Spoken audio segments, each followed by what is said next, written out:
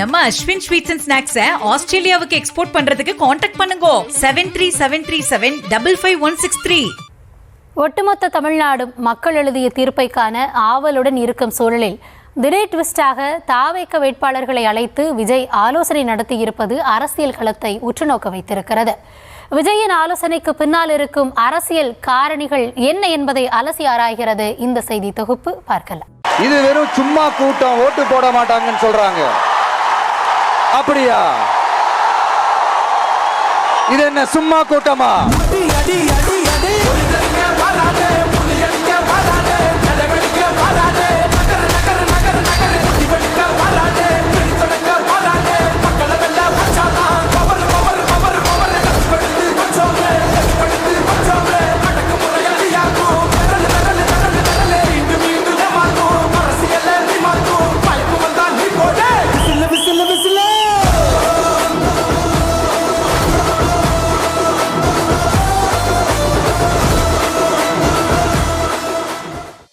திமுக, அதிமுக ஆகிய இரு கட்சிகள் அடுத்து ஆட்சி அமைப்பதை பற்றி பேசிக் கொண்டிருக்கும் சூழலில் தாவேக மட்டும் எம்எல்ஏக்களை எப்படி தக்க வைப்பது என பனையூரில் அமர்ந்து கொண்டு ஸ்கெட்ச் போட்டுக் கொண்டிருப்பது தமிழக அரசியலில் இதுவரை பார்த்திடாத ஒன்று.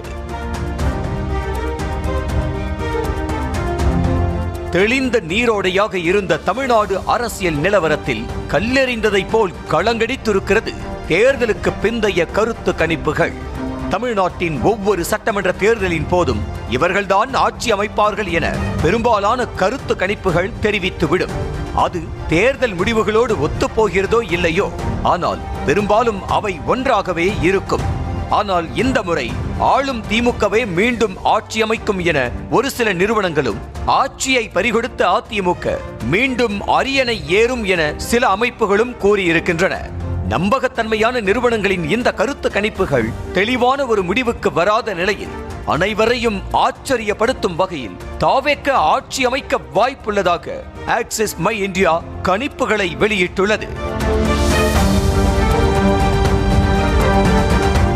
ஆட்சி அமைப்பது யாராக இருந்தாலும் முதல் தேர்தலை எதிர்கொள்ளும் தாவேகவுக்கு கணிசமான அளவு எம்எல்ஏக்கள் கிடைப்பார்கள் என்ற எதிர்பார்ப்பு எழுந்துள்ளது.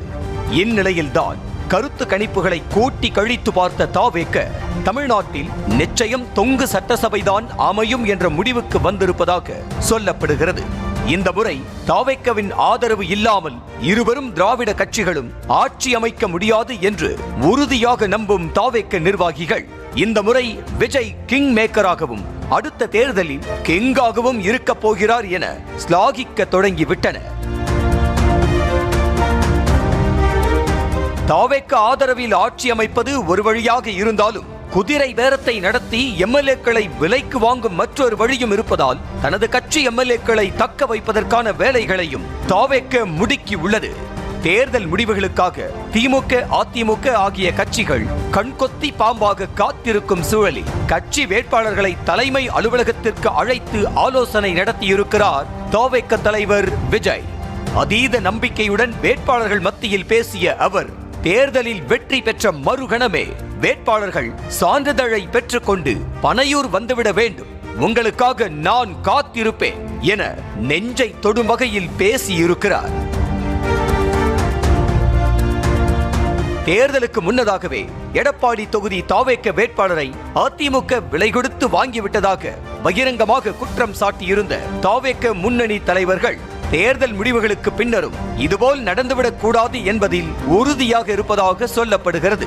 அதற்காகவே வேட்பாளர்களை பனையூருக்கு அழைத்து விஜயும் மூத்த நிர்வாகிகளும் நம்பிக்கை அளிக்கும் விதமாக பேசி வாக்கு எண்ணிக்கையின் போது செய்ய வேண்டிய பணிகள் குறித்தும் அறிவுரைகளை வழங்கியிருப்பதாக பனையூர் வட்டாரங்கள் கூறுகின்றன. எது எப்படியோ மே 4ஆம் தேதிக்கு பிறகு மற்றொரு கூவத்தூராக பனையூர் மாறுவதற்கு அதிக வாய்ப்பு இருப்பதாகவே கூறுகின்றனர் அரசியல் விமர்சகர்கள். நம்ம அஸ்வின் ஸ்வீட்ஸ் அண்ட் ஸ்நாக்ஸை ஆஸ்திரேலியாவுக்கு எக்ஸ்போர்ட் பண்றதுக்கு காண்டாக்ட் பண்ணுங்க 7373755163.